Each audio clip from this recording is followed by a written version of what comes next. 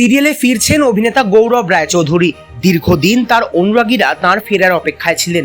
অবশেষে অপেক্ষার অবসান। ছোট পর্দার গল্পে এবার ওপার বাংলার যোগ। শুরু হচ্ছে নতুন ধারাবাহিক পুবের ময়না। এই ধারাবাহিক দিয়ে ছোট পর্দায় ফিরছেন অভিনেতা গৌরব রায়চৌধুরী। তাকে শেষবার দেখা গিয়েছিল রাঙা বউ সিরিয়ালে। নতুন সিরিয়ালে গৌরবের বিপরীতে ঐশানী দে। শিশুশিল্পী হিসেবে নটি বিনোদিনী ধারাবাহিক দিয়ে কাজ শুরু করেন ঐশানী।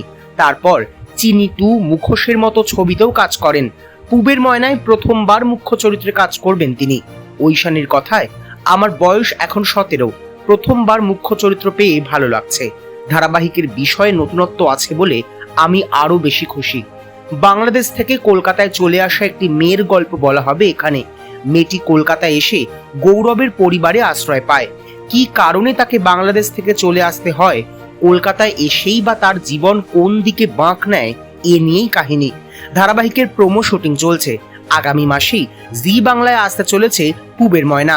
গল্প লিখেছেন লীনা গঙ্গোপাধ্যায়। অর্থাৎ ম্যাজিক মোমেন্টস এর হাত ধরে আসছে এই নতুন সিরিয়াল। নতুন নায়িকা ঐশানীর সঙ্গে কেমন মানাবে গৌরবকে জানাতে ভুলবেন না কমেন্ট বক্সে।